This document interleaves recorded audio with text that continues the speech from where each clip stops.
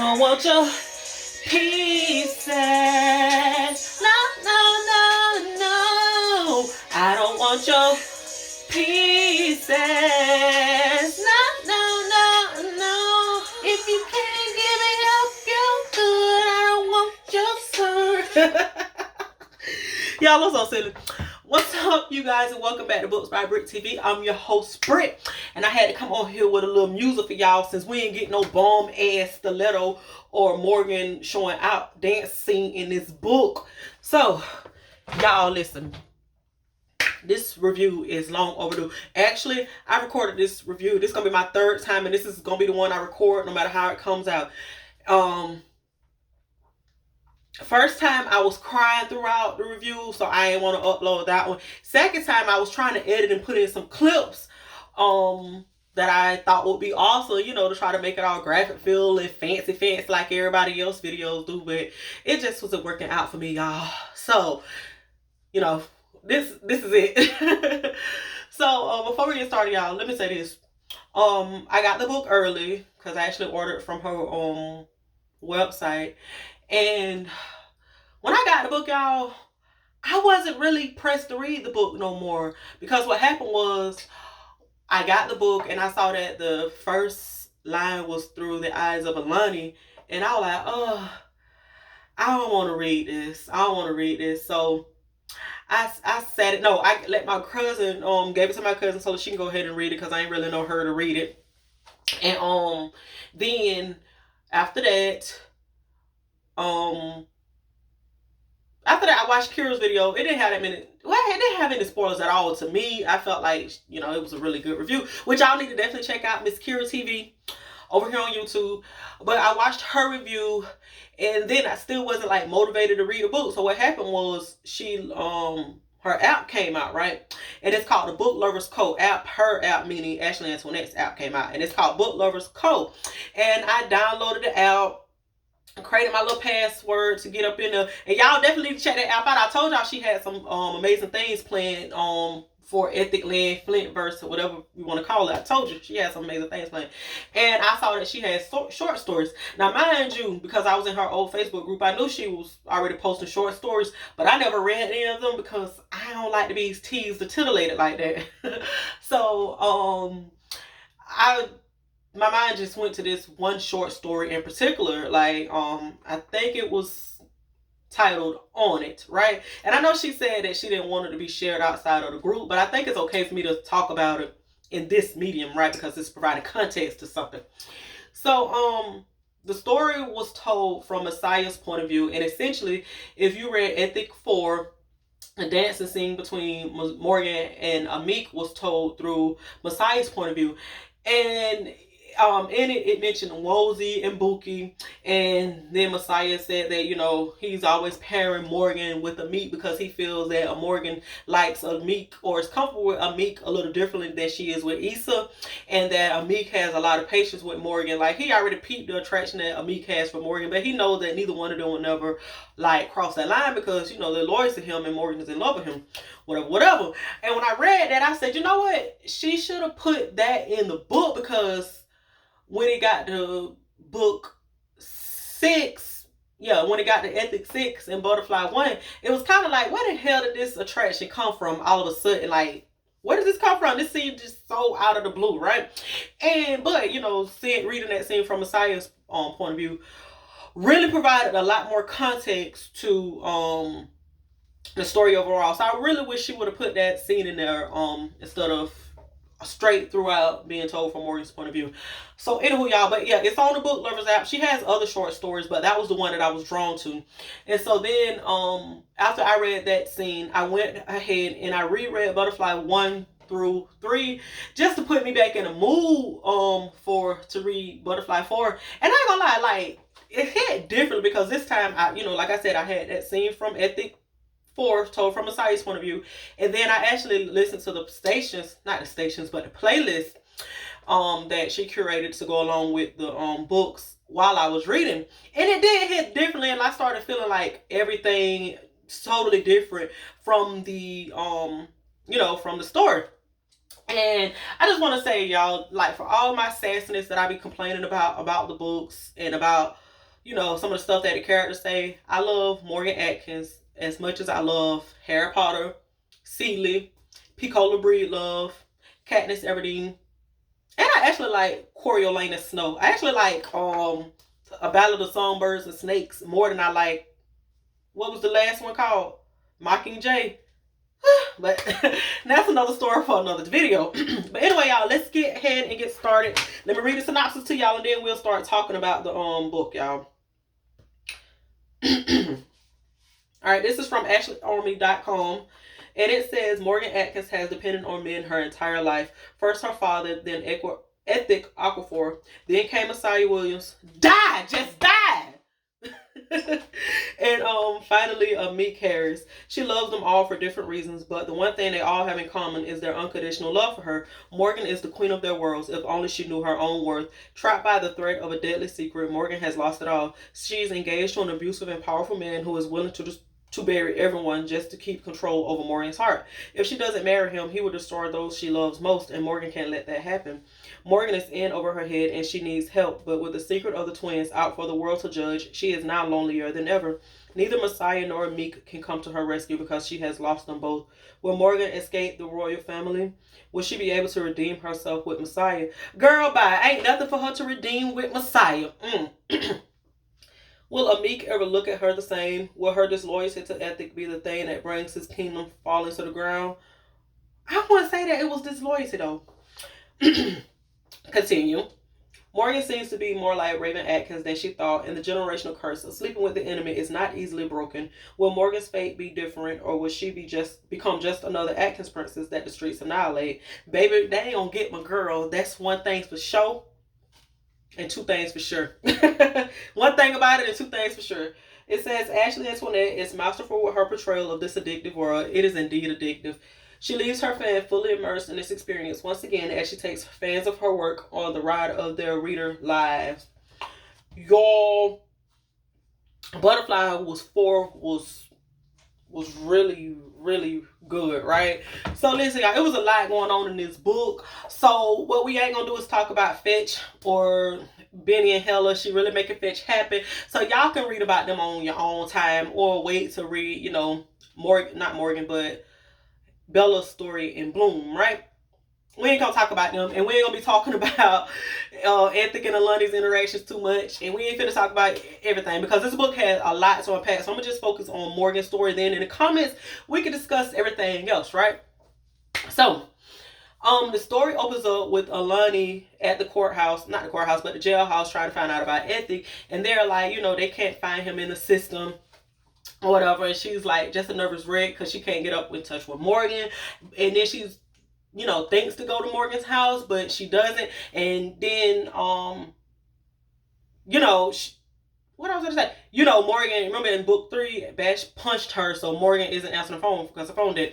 So anyway, we cut to Morgan back at her apartment. She's hiding in the room because, you know, Bash has punched the living daylights out of her, and she's trying to get up with Ethic or Meek or whatever, but she can't get up with them because they're not answering their phones, and they're, you know, then her phone dies. And Bash is like, you love provoking me. You love provoking me. You just love to provoke me. And then he tells her, you know, Messiah and Ethic has been picked up, and that's when she comes out the door and was like, you know, where are my kids that was at the house with him? And he was like, they could be in social services or they could not be. Then then there's a knock at her door. And she rushes to it thinking it's her children, but it's Christiana. So she goes back to Bash and she starts wailing on him, right? And she's like, where are my kids? Where are my kids? And Bash yokes her up by her throat and throws her against the wall. And his mother says, Bash, calm down. And Morgan's like, that's all you got to say is calm down after seeing him put his hands on me. And she's like, oh, I got a whole lot more to say, boo. And she pulls out paperwork showing that, spoiler all up in the rock, that Bash has adopted these children. And they was like, Morgan was like, I ain't signed this. She said, yes, you did when you was applying for dual enrollment, dual citizenship, so you could do dual enrollment at Cambridge, girl. I had already had this in the spot, baby. I had this in the spot. So if you don't get your act together, we gonna take these kids and prove you an unfit mother. Which was stupid because y'all just gonna raise the kids up and prove that Morgan is an unfit mother, and then go find another woman. Like, it didn't make no sense. Bash and his mother was stupid.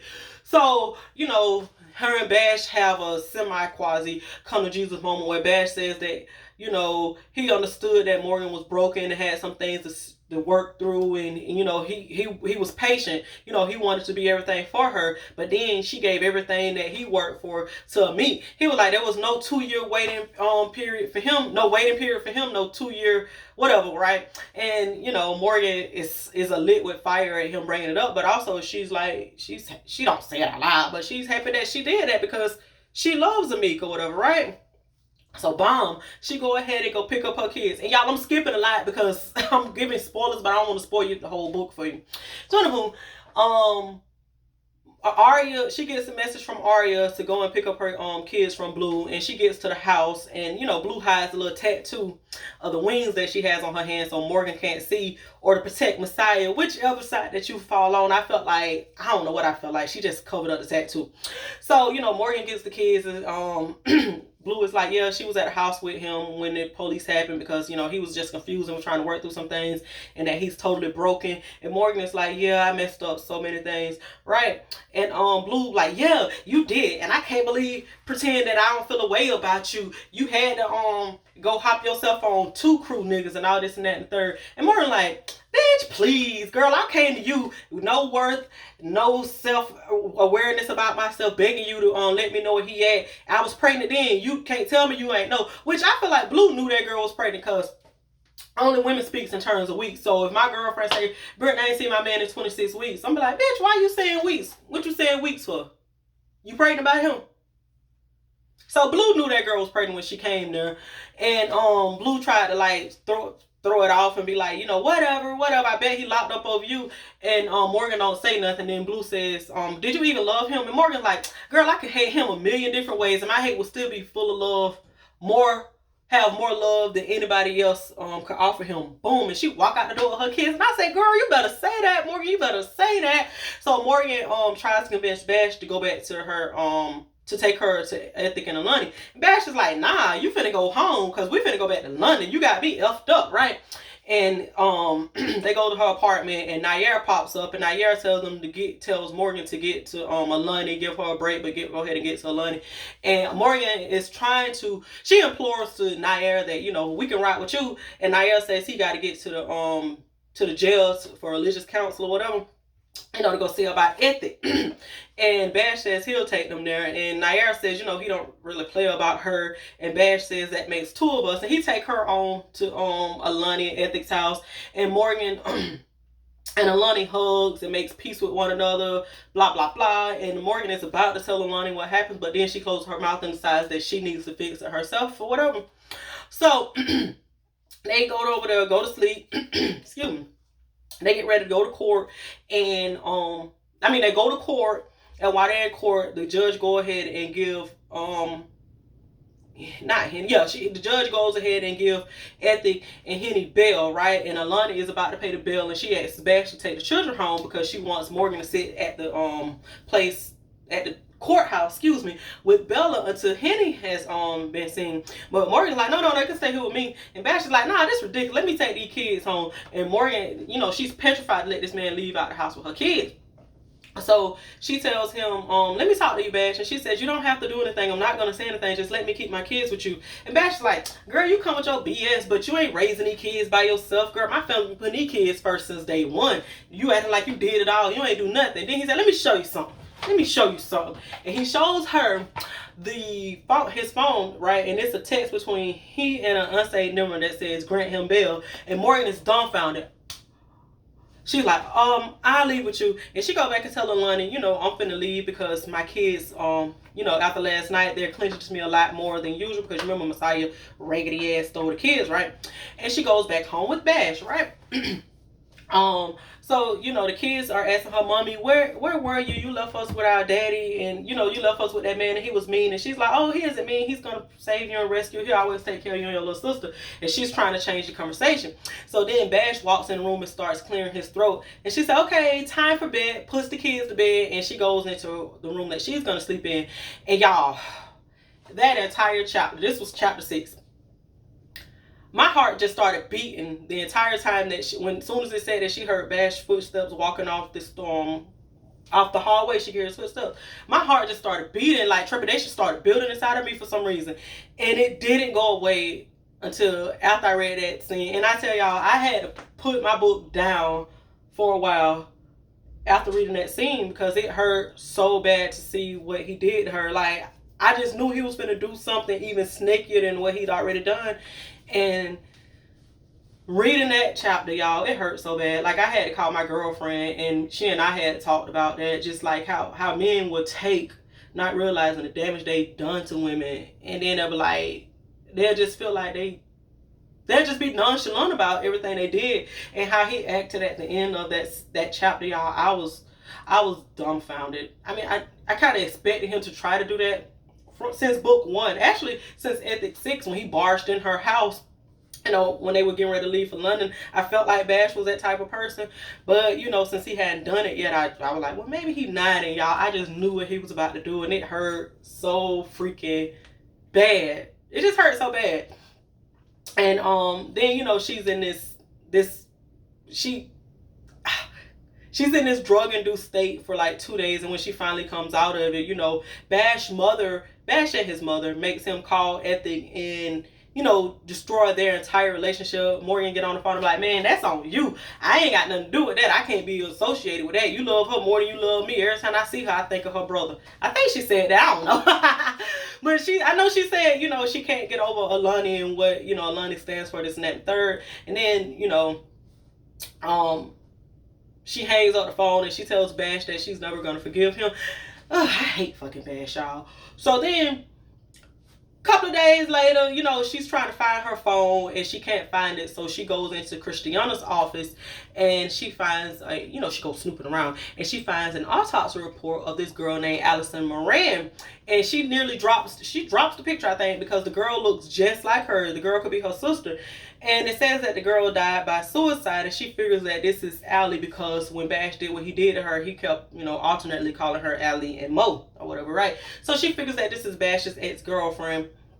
And Bash catches her. He almost catches her snooping, and she convinces him to let her go home. She has to steal herself on the inside so that she can't show any emotion because she knows that crying isn't going to save anything because, you know, her sister cried every time Isaiah beat her, but it didn't stop him from beating her. So, you know, she steals herself and convinces him to let her go home because she knows if she gets on her home court at getting her own home, she'll have all that she needs to defeat him because, you know, Bash really ain't nothing without his mother. And so, you know, she get home and she puts headphones over her children's ears and tell them, you know, if y'all hear anything, don't come out this room until I come back and get you. And she go in there and she gets Bash all riled up with the thought of having sex with her. Then she straight trick his ass. My girl go ahead and pull out that Glock and say, you can get up out of my house, and say, what happened to that girl? And he was like, she's sick, unwell. She was just like you, always putting niggas before me, this and that and the third. And then that's when it comes to find out that Morgan really did betray Ethic and just tell that man, you know, about, you know, what happened with Lucas and them. Like, he found out, meaning Bash, found out through a therapist that Morgan was seeing because, you know, Morgan was suffering from postpartum depression, and that when he asked Morgan about it, she just cried. So he, you know, he just put 2 and 2 together. So he had already knew anyway, right? So then, you know, she tells him, you let me go. And he also said, you a whore just like your sister. And Morgan says my sister, but she ain't had time to like dwell on that because she's trying to get this cat up out of her house. So, you know, she pull out the gun on him and convinces him to leave the house, and they'll say, we call it even or whatever. But Morgan was like, she don't know if she just won this battle, but she knows that, you know, the war isn't over yet, right? And so she goes back in the room and actually loads the gun up because she didn't keep bullets in it. So I just felt like y'all should know that she don't keep a loaded gun in the house because her children, but my girl keep her a gun. So Arya ends up showing up. Now, mind you, y'all, after Messiah went to jail, you know, Issa and the rest of the crew, they know it's time to go on the win. Whenever one goes to jail, you know, to get in the win. But Arya kept saying that, you know, something is not right. She can't get up with Morgan. So she ends up flying back to Michigan, and she shows up and sees the bruises on Morgan's neck. And Arya calls the crew together, right? And said that, you know, Bash done lost his mind and Morgan won't tell her what's wrong, but Morgan is all messed up. Her neck is bruised up, this and that and the third. So Issa called Messiah, and Messiah go ahead and get his ass over there. And while he's over there, you know, he makes a remark that, you know, he and Morgan are so effed up and they made, you know, 2 perfect little kids. And Arya like, boy, You got me effed up. Ain't nothing effed up about my friend. Ain't nothing effed up about her. You made her effed up. And Arya basically lets him know of what has happened to Morgan, you know, since he's been gone. She tells him of the suicide attempt and the fact that Morgan was having triplets for him, and was like, you know, she struggled to carry them kids. So when you see her out here living, you need to be grateful because she ain't even supposed to be here. You know, she made a gas chamber. And not Ethic. Messiah is so full of emotion that all he can do is sign to his kids, so he have her take the children out, and he and Morgan talk, and Morgan let him know what is right, and he find out, well, he realized that Amika is more than a fling because she was with Bash for 2 years and didn't have sex with him in this whole time, right? So anywho, y'all, cut through. Amik, oh my god, y'all, Amik is babe. Amik shows up to Bash's classroom. And Bash is having giving a lecture on the golden rule by Aristotle, and Amik calls him out and says, "Yo." Well, they have a little confrontation, right? But it's real educated and classy based. And Amik is like, "Yo, you can dismiss class, so I can." And Bash dismisses class, and then his punk ass try to run out of class, and the Issa has a gun to his head and telling him, "Get your ass back up in there," right? And so Bash come back in there and be like, you know, they force him out to the parking lot. He be like, "Man, I don't know what she told y'all, man. Y'all don't know who you effing with. Y'all don't know who you effing with." I said, "Get your ass in that car." So they put him in the car and take him to, well, Amik puts him inside of the trunk of the car, and Amik takes him to the wreck, and he tells him to go get your boy and let him know where we at. We about to and hope that he's still breathing when we get there. And so Amik is in there just beating the living daylights out of Bash. By the time Issa and Messiah gets there, like, oh boy, it's nearly dead. Like, Amik says that, you know, if you can't hear the punches, you know, you're not hit hard enough. That's what an old head told him. So he done damn near beat the shit out of him. So when Messiah walks in, he realizes that the beating is motivated by passion, and that Amik loves Morgan. Like, this ain't just no we stepping for my homegirl. Like, he loves him, right? So Messiah asks him, "Why you targeting Morgan?" He asks his Bash, "Why you targeting Morgan, dog? Like, she don't rock with you. You took her to a whole nother country, and she still came back. You know, what's your point?"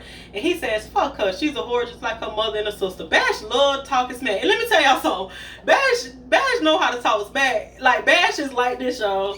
They got him tied up like this, and he steady talking smack, "Is this a joke? Is this a joke? The one who screwed over the worst and should have saved her."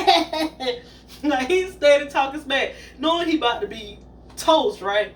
So Ethic comes in and start listening now, you know, reading out all his charges, right? Like the prosecutor in the court, and asks him, and you know, he says, "Did you hit those kids?" And Bash says no. He was like, "You was around them for 2 years. You raped her. You drugged her. You blackmailed her." And then Bash yells out, "You killed my cousin. You killed Jacob." And Ethic was like, "What was it to you?" And Bash says, "Family." And then Ethic kills him.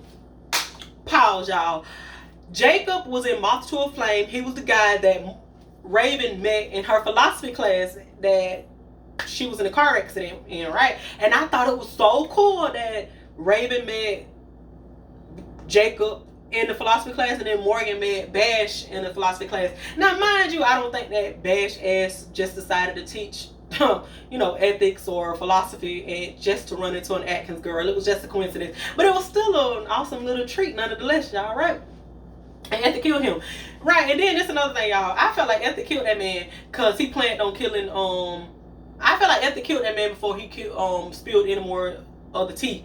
Even though at this point, y'all, I don't really care what, you know, the connections are between the Fredericks and the Atkins no more. I'm gonna be honest with y'all. So as far as I'm concerned, not Ethic, but Bash's story is dead. So I don't need to know what happened to Allison or who her connect is or nothing like that. So I'm good, right?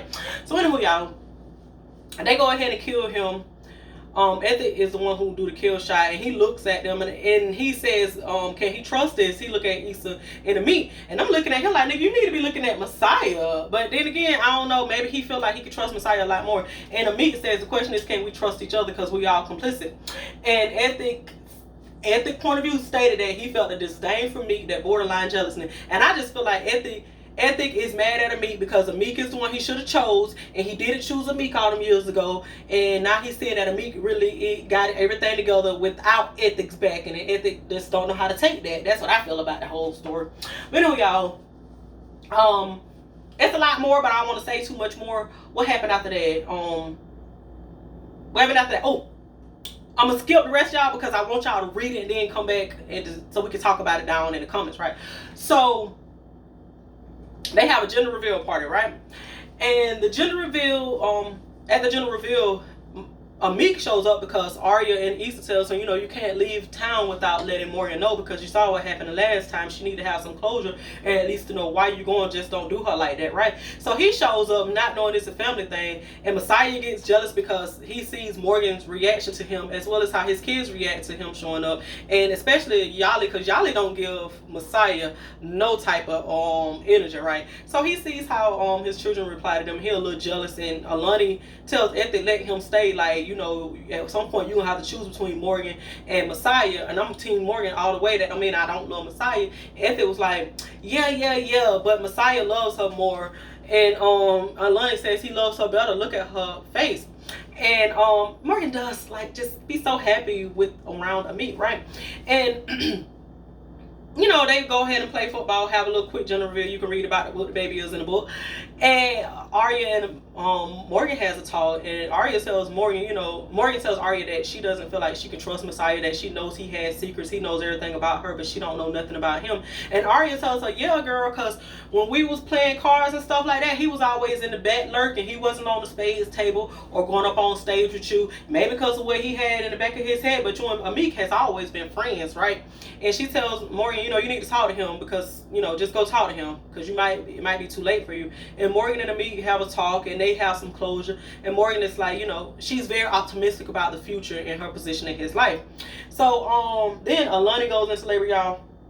When I tell y'all, that scene, I can't even think about that scene, y'all. I don't have any kids, but that scene, it was difficult to read, because let me tell y'all, my cousin gave birth in 2016, and I wanted to be gangster, and I said, oh, I want to be in there when the baby come out, because I've never seen a baby born in person before, right? So I'm like, yeah, girl, I'm gonna be there with you, I'm gonna be there, and I'm gonna record too, girl. They ain't gonna make me sick, because like, it ain't gonna make me feel nasty, because not much stuff make me vomit, right? But girl, when that baby head came between my cousin's legs, I was like, oh shit.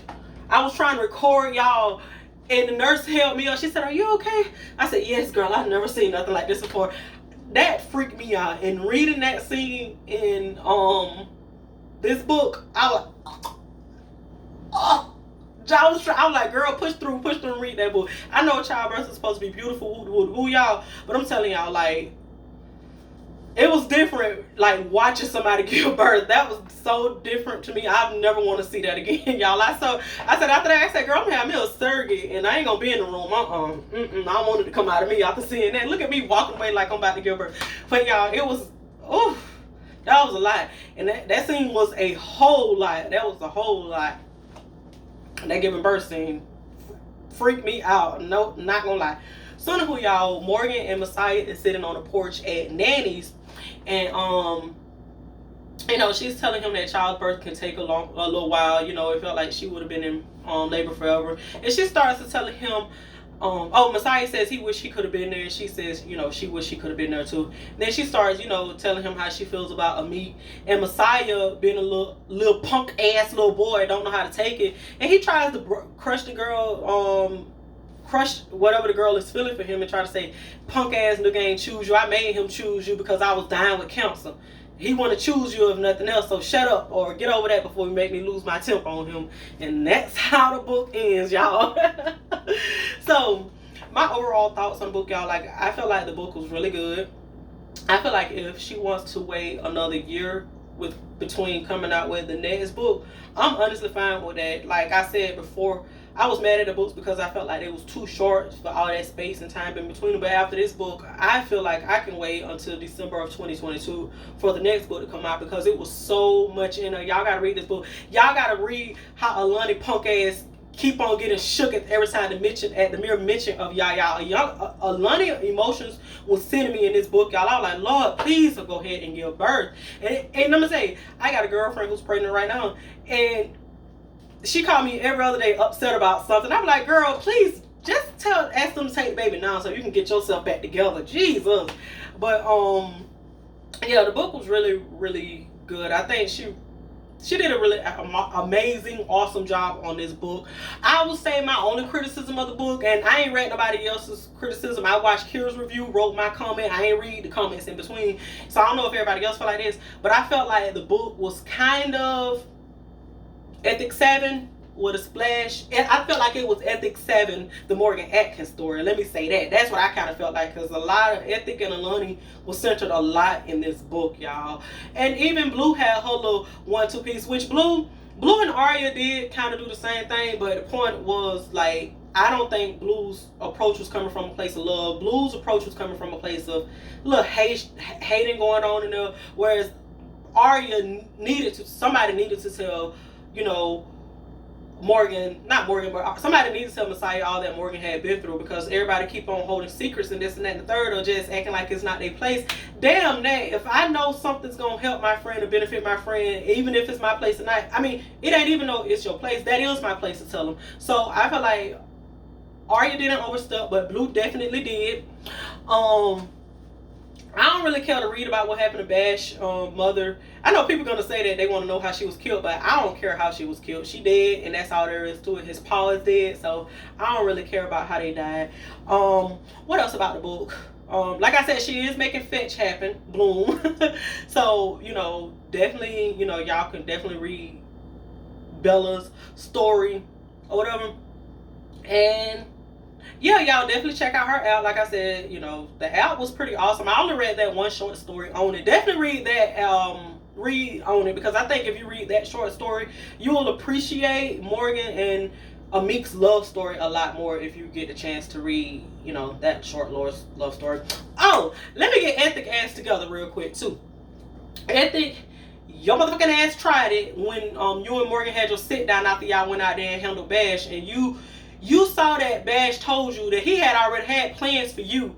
Like, Morgan didn't really have nothing to do with it. He only put Morgan in it so he can get Morgan to heal. But Bash told you that he had already had plans for you because you killed his cousin. And you still took your ass back in the house, just like you did in Ethic 1, and put all that onus on Morgan, and didn't let her know that Bash had already targeted her in some sick, twisted family revenge, you know, Hatfield McCoy type of situation. And that's what I don't like about Ethic, y'all. He did the same thing when he killed Kenzie. For one, Ethic, that was on you, because you killed the dude while he was asleep. So how the dude gonna even know what he getting killed for? Right? You should have woke him up. That way he would have looked you in your face and known why he was getting killed. You shouldn't have killed the man while you were asleep. And you killed Kenzie. That was all on you. That ain't had nothing to do with Morgan. You killed Kenzie because you was reckless. Well, I ain't gonna say reckless. You was careless when you killed her. And you went home and put that on Morgan, just like you did with the whole situation with you going to jail and Bash having to get dealt with. You put all of that on Morgan instead of letting that girl know, you know, Morgan, it's not all your fault. Some of it is, but it's not all your fault. Bash been had plans to get me for the longest. But you did it. And that's what I don't like about you. And you see how Messiah treats that girl, and you steady pushing her. I don't know if he pushing her to be, you know, great co-parents together, y'all, or if he pushing her to be with him, but it kind of be bordering. But you see that either way, you see that the girl is not safe really in Messiah's hands the way she is in the meat. Like, her and the meat was fool on all those months. No, nothing, not even a stray bullet hit her. The only person who had something to say said it, and back to bricks. Nobody did nothing. As soon as Messiah come home, all those bullets went to flying. No, you need to take a lesson from Amik, how he went and killed Beans in book 3, and Beans knew why he was gonna get killed. That's what you need to go take a page from. So Ethic kind of worked my, ain't no count, Ethic worked my damn nerves from start to finish in that damn book, right? But, you know, he took care of Bash, so that's all that matters, I guess. You guys, I am trying to read nothing but autobiographies for the month of November, so hopefully I could go ahead and finish up A Song for You by Robin Crawford so that I can review that and have that up this weekend. But definitely, y'all, I want to know y'all thoughts about this book. Please drop down in the comments, because I know people got a lot to say, like I have a lot more to say. But yeah, you guys, don't forget to like and subscribe, and I'll see you guys in my next video.